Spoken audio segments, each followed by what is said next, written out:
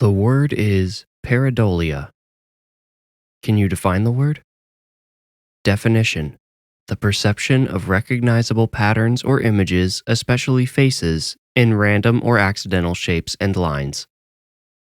Can you use it in a sentence? I thought I saw Jesus Christ's face in my English muffin, but it was just pareidolia. Yes, I learned about pareidolia in a 7th grade spelling bee. For 12 years, I had thought I was special. I thought I had some remarkable gift. I thought the faces I saw were ghosts, or maybe guardian angels watching over me. But Ms. Rosales crushed that notion on a Tuesday night in the gym, and I didn't even spell the damn word right. I whispered the word over and over to myself as I fell asleep that night, staring up at my popcorn ceiling and all of my friends. There was Bob and Chuck, and of course, Smooth Chad. Smooth Chad was always looking sideways at Beatrice, checking her out even though she had a big lump over her left eye. Beatrice never looked back, though. And as I lay there, Barry and Larry, the two faces of the outlet across the room, frowned at me.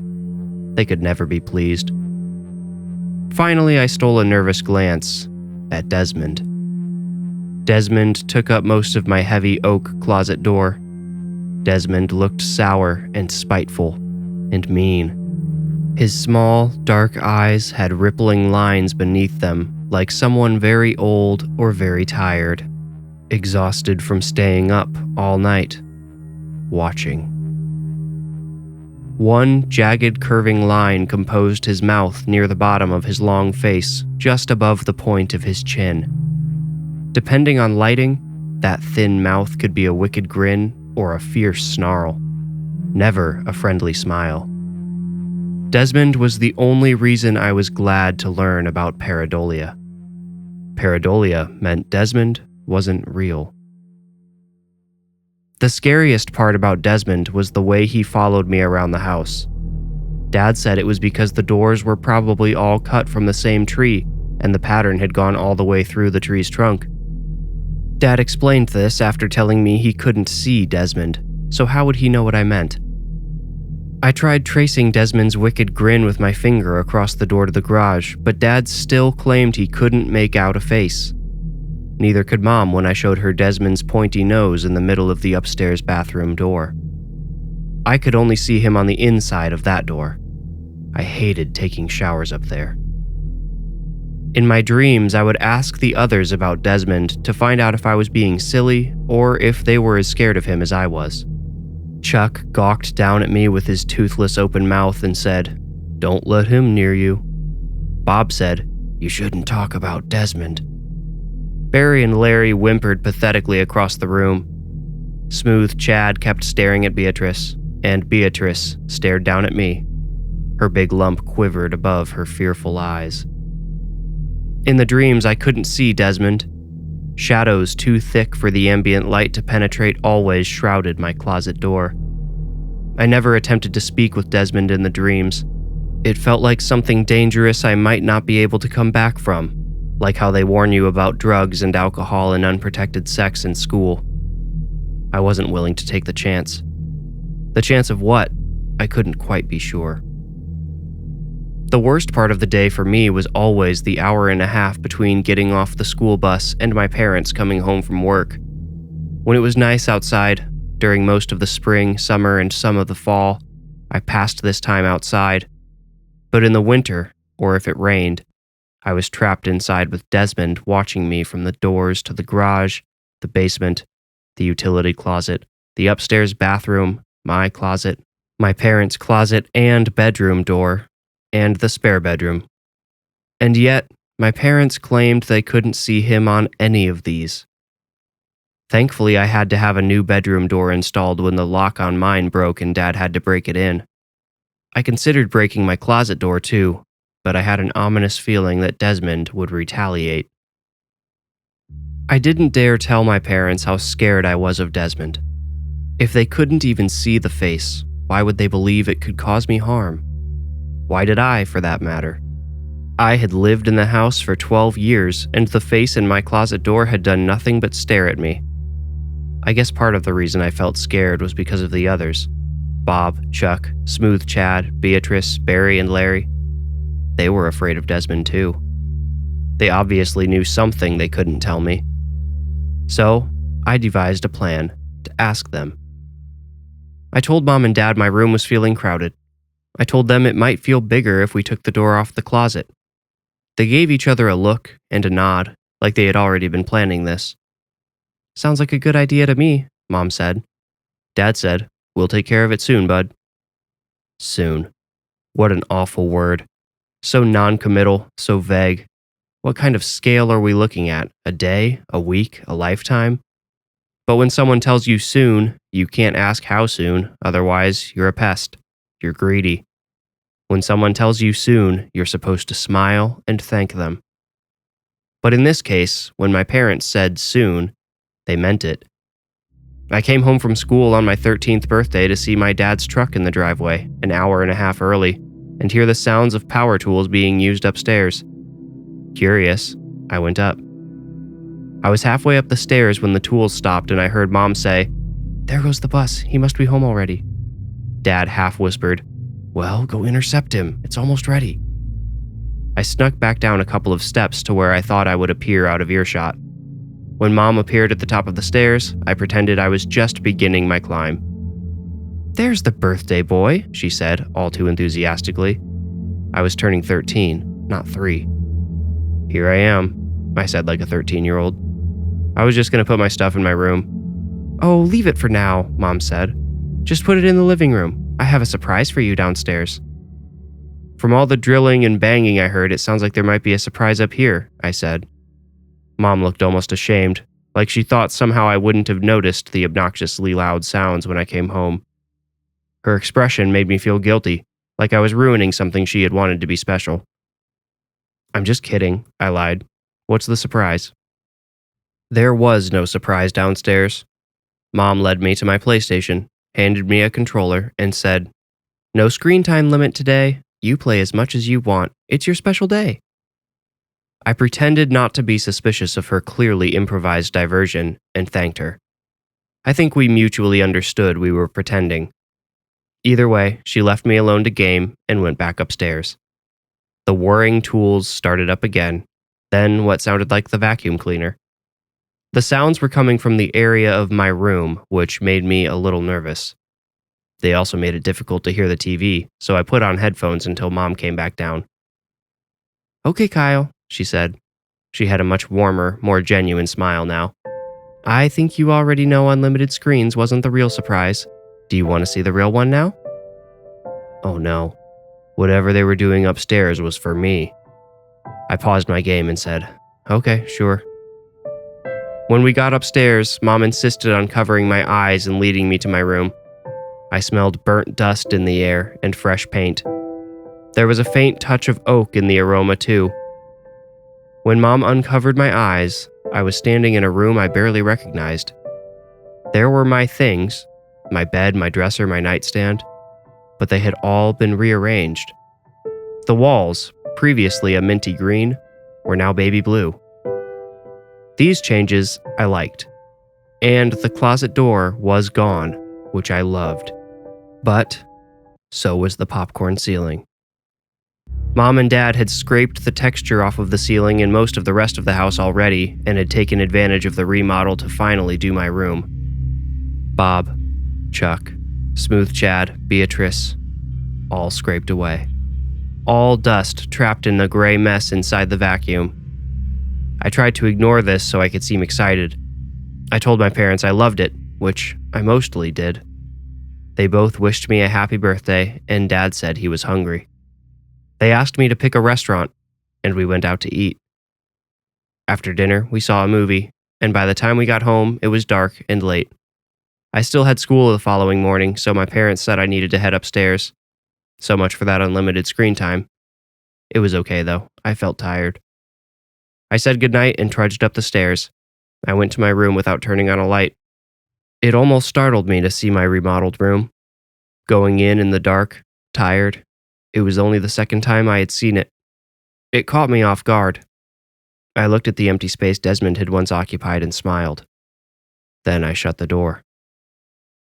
The door felt heavier than usual, and the knob was wrong. I had a feeling I knew why.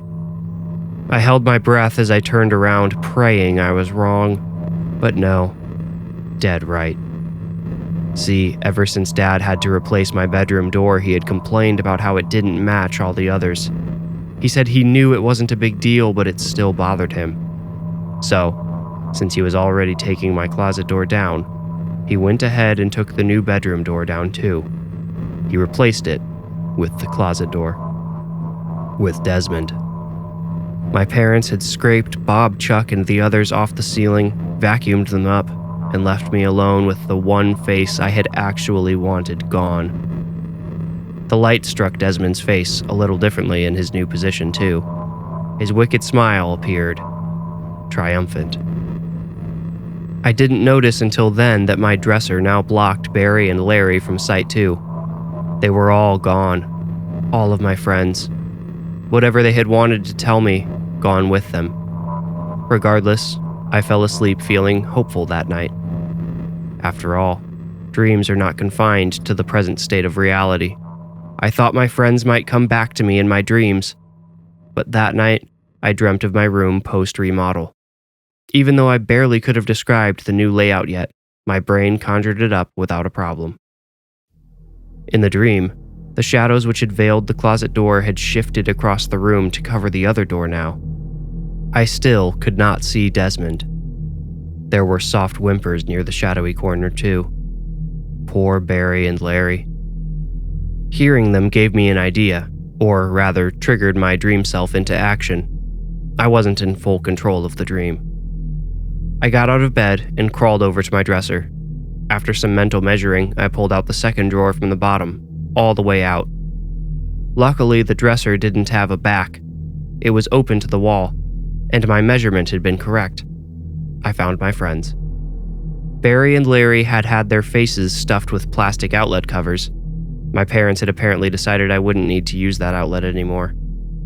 With the drawer out of the way, my friends' whimpers sounded louder, more like muffled screams.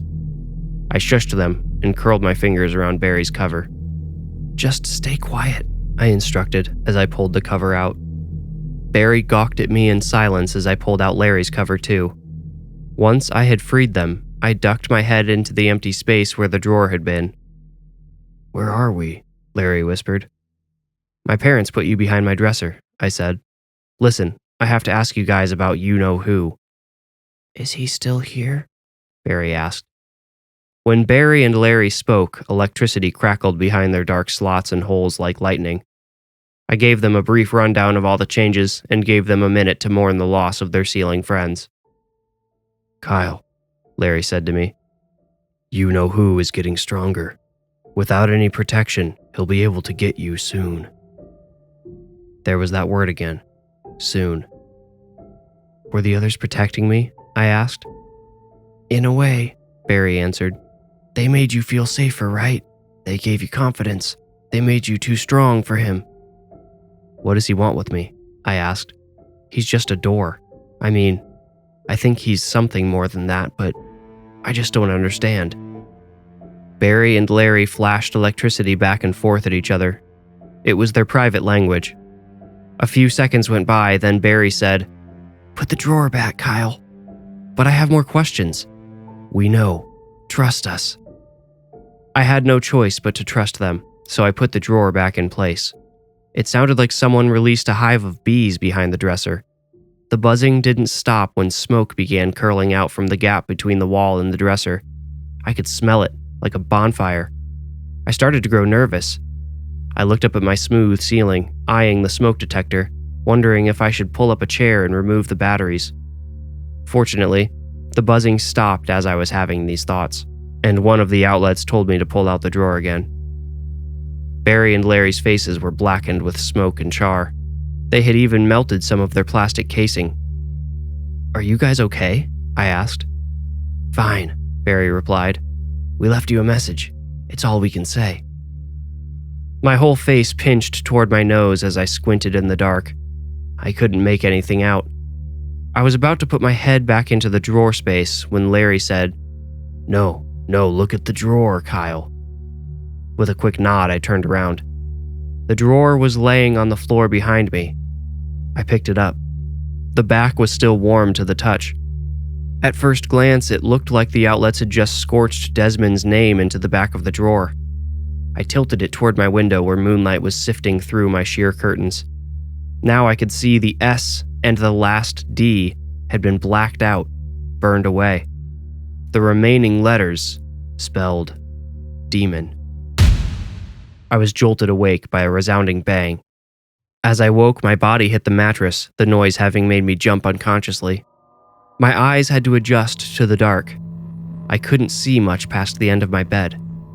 With my knees pulled up to my chest and my comforter pulled up to my eyes, I cowered in the corner and waited. I knew the demon Desmond was watching me from his dark corner.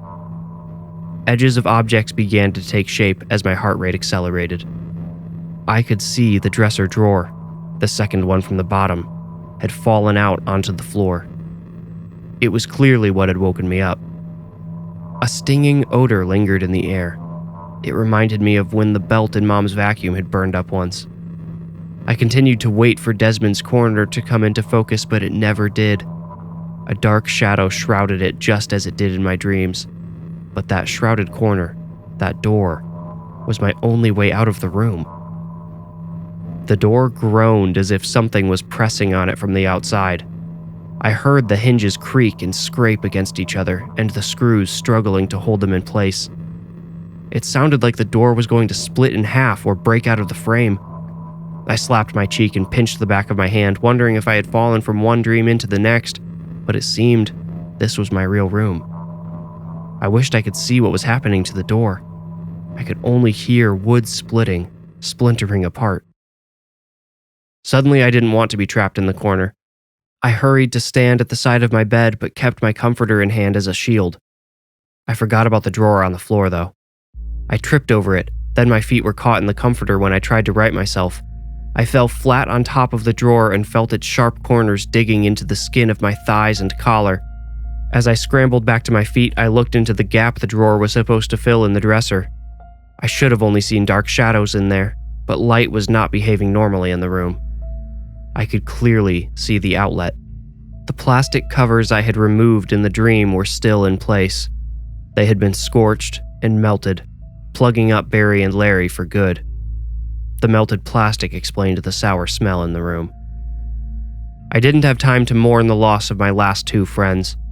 I ditched the comforter and finally got to my feet. All of this happened in mere seconds. The door sounded like it could bust at any moment. I couldn't just wait to find out what would come through it, or out of it. There was another way out that I hadn't thought of before. The window. I hated turning my back on the shadowy corner and bulging door, but I did in the name of escape. I yanked one curtain almost hard enough to pull it down. The window opened with a crank. I unclipped the screen, set it aside, and started turning the crank as fast as I could. The tiny gears barely moved the tall window. One full rotation probably opened less than half an inch. As I furiously spun the crank, I kept checking over my shoulder. There were footsteps outside the door. I spun the crank. The doorknob started to turn. Still, I spun. The door opened, just a crack. I decided the window was open far enough. I climbed onto the windowsill and jammed my shoulders through. It was a 20-foot drop onto the lawn, but I thought if I rolled at the bottom, I would be okay. I just had to jump past the bushes directly below. I primed my legs to jump and heard Mom say, "Kyle, we heard a noise." Sparing a glance over my shoulder, I saw Mom's face peering through the open door. She saw me, just as I saw her. A second too late for either one of us to prevent my fall. She lunged into the room with her arms outstretched as my fingers slipped from the window frame. My feet remained planted on the sill until the descending weight of my body pulled them away. I felt Mom's fingertips brush my toes as they lifted off. As if in slow motion, I remember my mom leaning out of the window, screaming as I fell backward onto the lawn. This is Miles. I hate to interrupt, but this would be a great time to hit the like button and subscribe to my channel if you haven't already. I promise you won't regret it. Now, for the rest of the story. The people who brought me home from the hospital said they were my parents, and I had to take their word for it. I didn't recognize their faces or voices. I didn't recognize the van they led me to. I was still pretty out of it, so I chalked everything up to the drugs and my disoriented head. I had hit the damn thing pretty hard after all. They said I'd suffered a fractured skull and severe swelling. I was glad I didn't remember any of that. I remembered falling and waking up to a bunch of strangers in an unfamiliar place. Little did I know, that was to be the story of the coming weeks. I recognized the smell of the van. That was all. Dirty laundry and French fry grease waxed over with a pine tree air freshener. This was familiar and my only comfort. I tried calling the woman Mom just to see how it felt. The way she responded seemed okay. I tried calling the man Dad, and it didn't feel wrong. I could not picture my parents' faces. I didn't recognize the house we slowed down in front of or the garage we pulled into. Yet, when it was time to go inside, my feet knew exactly where the garage step was, where to wipe themselves once I went inside. I followed my instincts up the stairs and down a hallway I didn't recognize but still remembered. I know that doesn't make sense. On the way, I passed a few doors. The doors made me doubt everything. See, I remembered being afraid of the doors in my house. I remembered they had faces. I remembered the name Desmond. But these doors had no faces. Abstract patterns in the wood grain, yes, but faces? No. Nothing to be afraid of. I followed my instincts to the room at the end of the hall. My room, apparently. I wouldn't have recognized it even without the remodel, but the bed felt familiar. That relaxed me, but I couldn't sleep. Every time I closed my eyes, I was overwhelmed with the smell of burning plastic. I told the people I decided must be my parents that I wanted to sleep on the couch in the living room. I told them something about the room that should have been mine upset me. They put up with this for a while, but after a few weeks, after my head should have been healed, they became less understanding. They wanted me to sleep in my own room, and I refused. They took me to therapy, and there, we all learned the truth together. When I hit my head, I damaged a very specific pathway in my brain. The injury caused something called agnosia. Simply put, I can't recognize faces, voices, places, or even many objects. I guess some people have it worse. I can still recognize smells and some tactile information, but the diagnosis explained why I didn't recognize my parents or our home. It also, I realized with horror, explained why I was no longer seeing tormenting faces in the doors. This forced me to wonder, were they still there? I couldn't ask my parents. They hadn't seen the faces to start with. When I had to return to school, my disorder started making me angry. Do you know how hard it is to navigate a new junior high school every day? To meet your teachers again and again, 5 days a week? It didn't take my friends long to give up on me. It didn't take the guidance counselor long to stop feeling sorry for me. I started spending more and more time alone in my room in the afternoons and evenings, brooding, hating, wishing I had simply died. On one such afternoon, I had devolved into spiteful tears. I sat up in my bed and stomped over to the door. I hit it as hard as I could. The skin on 2 knuckles broke open. My blood was smeared across the back of my hand and the door. "This is all your fault," I said. "I was so scared of you." I kicked the bottom of the door. Its wavy vibrations sounded like a deep, if brief, laugh. "But you're just a door. I was just a scared kid and you're just a door." I lashed out again with my bloody fist. My knuckles made painful contact again, and stuck. My closed fist was fixed to the door's surface as if I were clutching a powerful magnet. I couldn't pull it away. This only fueled my rage. "Why didn't you just kill me?" I demanded, and my hand started to tingle. It grew warm, and the warmth spread up my arm. At my shoulder, it turned to fire. It burned at my heart and lungs. It made its way down through my guts and into my legs. It burned, but I felt no pain. The invisible flames, I felt, were purifying me. When my entire body was embroiled in the cleansing heat, I felt the damaged passageway in my brain open up. Never had I felt such a strange sensation. It felt like peeling a long scab inside of my head. The faces of my parents and friends and teachers flooded into my memories as if they had been held back by a dam.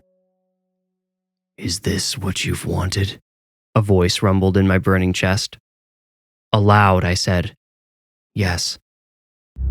Suddenly, I knew my room. I knew the furniture, my bed. I knew the door my fist was stuck to. I knew the face patterned in the wood grain. But it was wrong. The face staring at me from the door did not belong to Desmond. No. The face in the door was my own. And it didn't look sinister. It looked terrified.